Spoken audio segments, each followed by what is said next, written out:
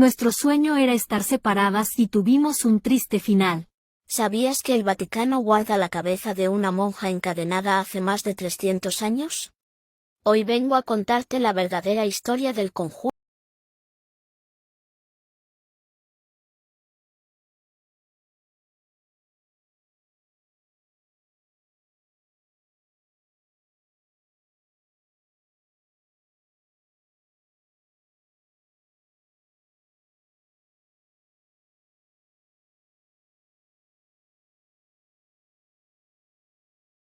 Nuestro sueño era estar separadas y tuvimos un triste final. Somos las hermanas siamesas Laden y Lale Bihani y te voy a contar nuestra triste historia. Nacimos en Firuzabad, Irán. Cuando nacimos fuimos abandonadas en el hospital en 1979 cuando los médicos que nos atendían tuvieron que irse rápidamente a Estados Unidos. Nuestros padres no nos encontraron hasta varios años después. Ya en ese entonces nosotras estábamos con el doctor Alireza Safayan, quien nos había adoptado. Aunque nuestro padre ganó la custodia después de encontrarnos, decidimos quedarnos y pasar nuestra infancia con el doctor. Siempre quisimos estar separadas para tener una vida normal. Yo quería estudiar periodismo mientras mi hermana quería estudiar derecho. Teníamos diferentes caracteres y aficiones. Éramos muy diferentes. Ella era extrovertida y conversadora mientras yo era todo lo contrario. Por ello en 1996 viajamos a Alemania, donde tratamos de convencer a los médicos para que nos operaran. Sin embargo, se negaron a hacer la cirugía aludiendo que era muy riesgoso. En 2002, después de reunirnos con un neurocirujano singapurense que separó con éxito a las hermanas Shrestha de Nepal, Ganga y Yamuna, también unidas por la cabeza, aceptó finalmente separarnos, para lo cual, tuvimos que viajar a Singapur. A pesar de los altos riesgos a los cuales estábamos expuestas, insistimos en nuestra decisión, generando un bombardeo mediático internacional. Después de esperar 7 meses en Singapur por fin fuimos sometidas a cirugía el 6 de julio de 2003, donde había un equipo de 28 cirujanos y 100 personas de apoyo. Se utilizó una silla de diseño especial pues tenían que realizar la cirugía con nosotras sentada. Fue una cirugía de alrededor de 40 horas, todo parecía ir bien pero los médicos no sabían que nuestro cerebro compartía una importante vena. Quisieron detener la operación pero era más riesgoso detenerla que continuar. Nos terminaron de separar el 8 de julio, pero para entonces ya estábamos en estado muy crítico debido a la gran pérdida de sangre. Solo duramos unas pocas horas con vida, falleciendo yo a las 2:30 de la tarde cuando la cirugía había terminado a la 1:30, y mi hermana falleciendo a las 4 de la tarde. Fuimos enterradas en tumbas diferentes. Nuestros sueños nos costó la vida.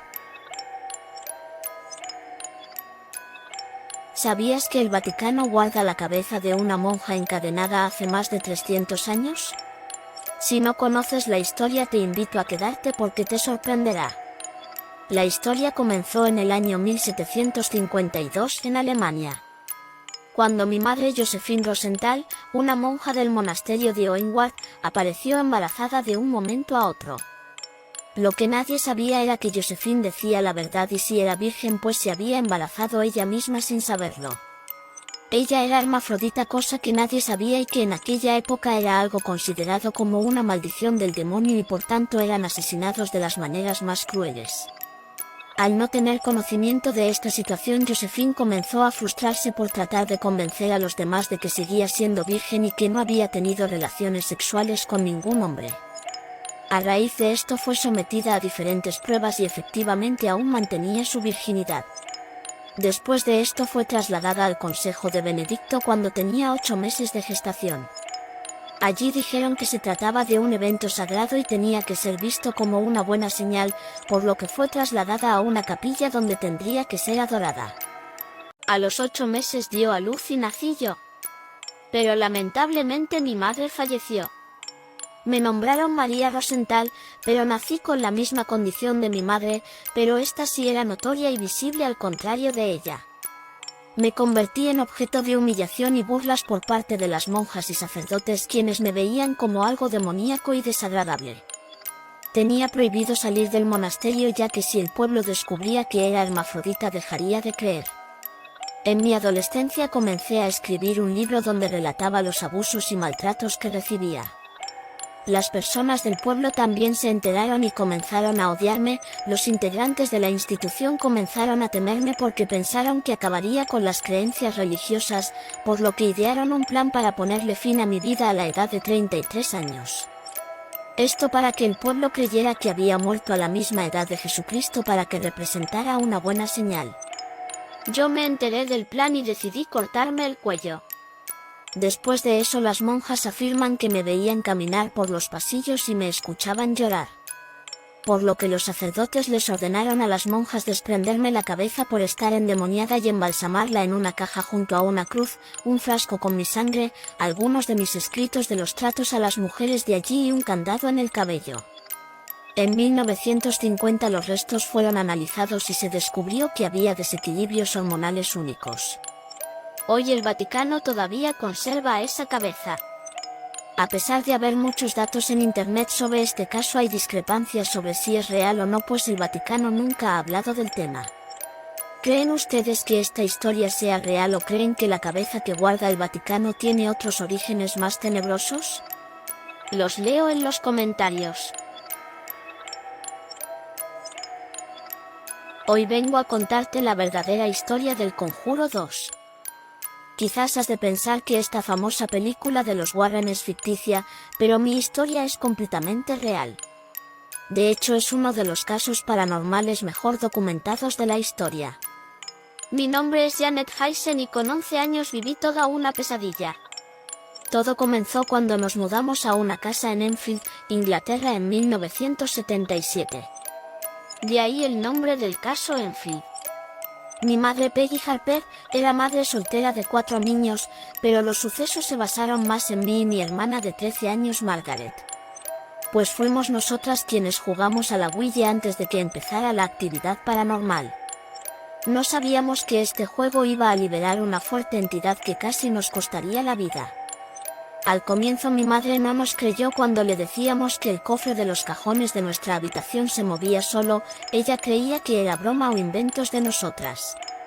Solo nos creyó cuando el cofre se estrelló contra la puerta, dejándola fuera de nuestro baño y obligándola a salir a pedir ayuda a los vecinos, quienes también confirmaron los sucesos. Mi madre llamó a la policía y, exactamente como se ve en la película, un agente informó que vio una gran silla moverse sin ayuda. Como era de esperarse, la policía dijo que no podía ayudar. Y los sucesos empeoraron a partir de ahí. Mi madre decidió dirigirse a la prensa para ver si encontraba a alguien que pudiera ayudarnos. La prensa la ayudó y envió a un fotógrafo, Graham Morris. Allí se documentó muchos de los sucesos. Sufrimos durante 18 meses y con la llegada del fotógrafo todo empeoró. En las imágenes captadas hay evidencia de mí siendo lanzada por algo. Los muebles se volcaban solos, juguetes lanzados, ruidos extraños y escritos en las paredes. Muchas veces era lanzada con fuerza a la pared, incluso había ocasiones en las que levitaba. Esto era una de las cosas que más miedo me daba. En una ocasión comenzó a enrollarse una cortina alrededor de mi cuello. Yo comencé a gritar, pensaba que iba a morir. Mi madre tuvo que usar todas sus fuerzas para hacerla pedazos y liberarme. Los investigadores del caso llegaron a la conclusión de que todo ese disturbio se debía al espíritu de Bill Wilkins, quien era un anciano de 70 años que vivió y murió en esa casa. Era amargado y gruñón.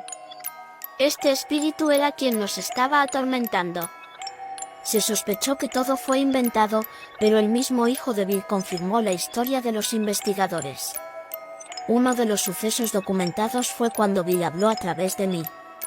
Él parecía enfadado porque estábamos viviendo en su casa. Se le preguntó cómo murió y a través de mí dijo que tuvo una hemorragia y se quedó dormido, que murió en una silla en la esquina de la planta baja.